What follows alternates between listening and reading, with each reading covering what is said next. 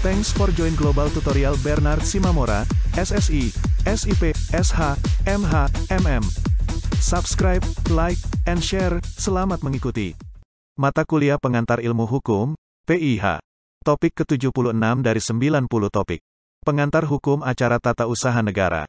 Penguasa mempunyai wewenang, dan sering dalam melakukan tugasnya pejabat melampaui batas wewenangnya.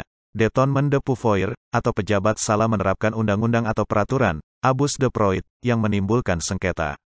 Sengketa ini harus diselesaikan sebaik-baiknya, dan untuk maksud ini sangat diperlukan peradilan tata usaha negara, dan untuk ini dibentuk badan-badan peradilan yang melaksanakan peradilan tata usaha negara. Juga diperlukan peraturan-peraturan tentang cara berperkara di hadapan pengadilan tata usaha negara. Jadi diperlukan hukum acaranya, hukum acara peradilan tata usaha negara. Hukum acara tata usaha negara adalah rangkaian peraturan-peraturan yang memuat cara bagaimana orang harus bertindak satu dengan yang lainnya untuk melaksanakan berjalannya peraturan hukum tata usaha negara. Dari definisi tersebut dapat disimpulkan, hukum acara tata usaha negara mengatur tentang cara-cara bersengketa di peradilan tata usaha negara serta mengatur hak-hak dan kewajiban yang berkaitan dengan proses penyelesaian sengketa tersebut. Pasal 1 Angka 4 Undang-Undang Nomor 5 Tahun 1986 tentang Peradilan Tata Usaha mengatur yang dimaksud sengketa tata usaha negara adalah sengketa yang timbul dalam bidang tata usaha negara antara orang atau badan hukum perdata, dengan badan atau pejabat tata usaha negara, baik di pusat maupun di daerah, sebagai akibat dikeluarkannya keputusan tata usaha negara, termasuk sengketa kepegawaian berdasarkan peraturan perundang-undangan yang berlaku.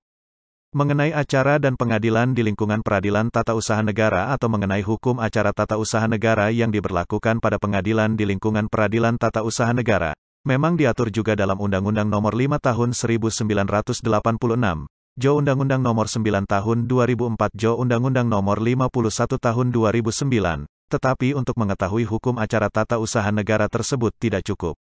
Sumber hukum formil yang lain dan hukum acara tata usaha negara adalah kebiasaan, jurisprudensi, dan pendapat ahli hukum atau sarjana hukum.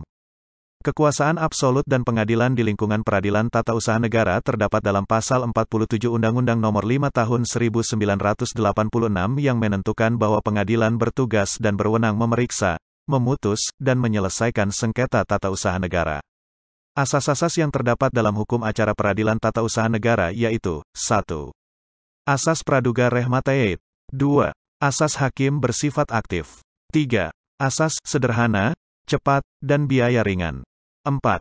Gugatan dalam perkara tata usaha negara pada prinsipnya tidak menunda pelaksanaan keputusan tata usaha negara.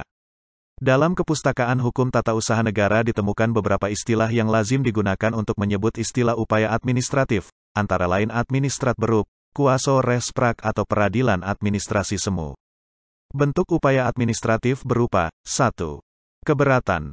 Prosedur yang dapat ditempuh oleh seseorang atau badan hukum perdata yang tidak puas terhadap keputusan tata usaha negara yang penyelesaian sengketa tata usaha negara sebagai akibat dikeluarkannya keputusan tata usaha negara tersebut, dilakukan sendiri oleh badan atau pejabat tata usaha negara yang mengeluarkan keputusan tata usaha negara yang dimaksud.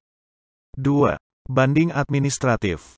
Prosedur yang dapat ditempuh oleh seseorang atau badan hukum perdata yang tidak puas terhadap keputusan tata usaha negara yang penyelesaian sengketa tata usaha negara sebagai akibat dikeluarkannya keputusan tata usaha negara tersebut, dilakukan oleh atasan dan badan atau pejabat tata usaha negara, yang mengeluarkan keputusan tata usaha negara atau instansi lain dan badan, atau pejabat tata usaha negara yang mengeluarkan keputusan tata usaha negara.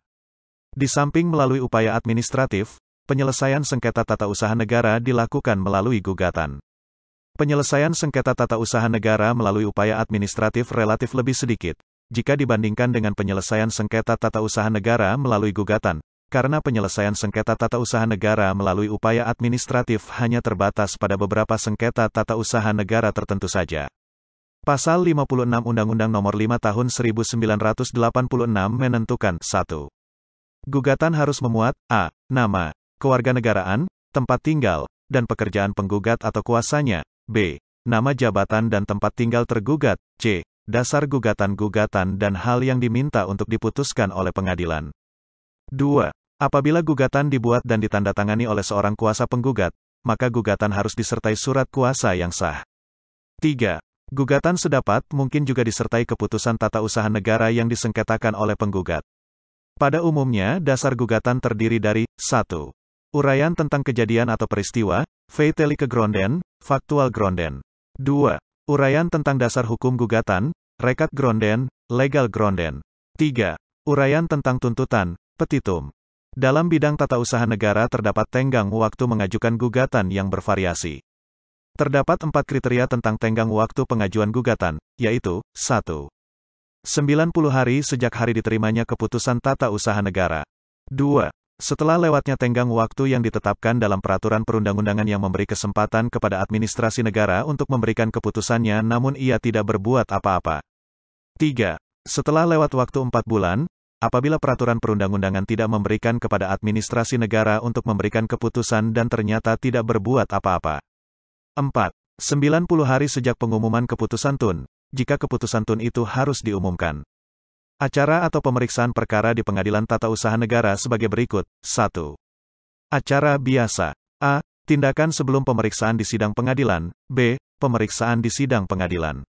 2. Acara luar biasa. A. Acara cepat. B. Acara singkat. Dasar hukum dari Hukum Acara Peradilan Tata Usaha Negara antara lain Undang-Undang Nomor 14 Tahun 1970 tentang Ketentuan-Ketentuan Pokok Kekuasaan Kehakiman Jo Undang-Undang Nomor 35 Tahun 1999, Undang-Undang Nomor 9 Tahun 2004 tentang Peradilan Tata Usaha Negara.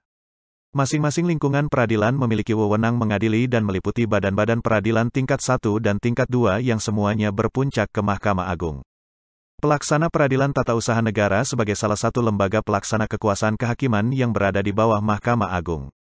Ketentuan Pasal 8 Undang-Undang Nomor 5 Tahun 1986 menjelaskan bahwa Pengadilan Tata Usaha Negara terdiri atas Pengadilan Tata Usaha Negara, PTUN, sebagai pengadilan tingkat pertama dan Pengadilan Tinggi Tata Usaha Negara, PTTUN, sebagai tingkat banding. Struktur ini sama dengan struktur peradilan umum. Namun, yang membedakannya adalah alur perkara. Alur perkara dalam peradilan umum berbeda dengan lingkungan peradilan tata usaha negara. Perbedaan itu disebabkan dalam jalur PTUN terdapat saluran upaya administratif. Keputusan atau beschiking adalah suatu tindak hukum sepihak di bidang pemerintahan, dilakukan oleh alat penguasa berdasarkan kewenangan khusus. Keputusan tata usaha negara yang dikeluarkan oleh badan atau pejabat tata usaha negara, persyaratan tertulis diharuskan untuk memudahkan pembuktiannya. Oleh karena itu sebuah memo atau nota tertulis sudah dianggap memenuhi syarat keputusan badan atau pejabat tata usaha negara, menurut Undang-Undang Nomor 5 Tahun 1986 tentang Peradilan Tata Usaha, apabila sudah jelas, 1. Badan atau pejabat tata usaha negara yang mengeluarkannya, 2. Maksud dan isi tulisan itu, yang mempunyai akibat menimbulkan hak dan kewajiban, 3. Kepada siapa tulisan itu ditujukan, bersifat individual dan konkret. Selain itu, terdapat pula keputusan tata usaha negara yang tidak dapat di-PTUN-kan sebagaimana diatur dalam Pasal 2 Undang-Undang Nomor 9 Tahun 2004 tentang perubahan atas Undang-Undang Nomor 5 Tahun 1986 tentang Peradilan Tata Usaha Negara, yang tidak termasuk dalam pengertian keputusan tata usaha negara, antara lain, 1. Keputusan tata usaha negara yang merupakan perbuatan hukum perdata. 2. Keputusan tata usaha negara yang merupakan pengaturan yang bersifat umum. 3. Keputusan tata usaha negara yang masih memerlukan persetujuan. 4. Keputusan tata usaha negara yang dikeluarkan berdasarkan ketentuan Kitab Undang-Undang Hukum Pidana dan Kitab Undang-Undang Hukum Acara Pidana, atau peraturan perundang-undangan lain yang bersifat hukum pidana. 5. Keputusan tata usaha negara yang dikeluarkan atas dasar hasil pemeriksaan Badan Peradilan berdasarkan ketentuan peraturan perundang-undangan yang berlaku. 6. Keputusan tata usaha negara mengenai tata usaha Tentara Nasional Indonesia. 7. Keputusan Komisi Pemilihan Umum baik di pusat maupun di daerah mengenai hasil pemilihan umum. Itulah materi topik ke-76 pengantar ilmu hukum. Channel ini akan sangat membantu para mahasiswa di perguruan tinggi manapun di Indonesia, dan sebagai wawasan bagi masyarakat umum. Jangan khawatir jika tidak langsung paham. Untuk pemahaman yang lebih baik, putar dan dengarkan video tutorial berulang-ulang. Subscribe dan like, agar Anda mendapatkan update tutorial lainnya. Bagikan juga link video ini, agar teman lain juga mendapatkan manfaat channel ini. Sampai jumpa.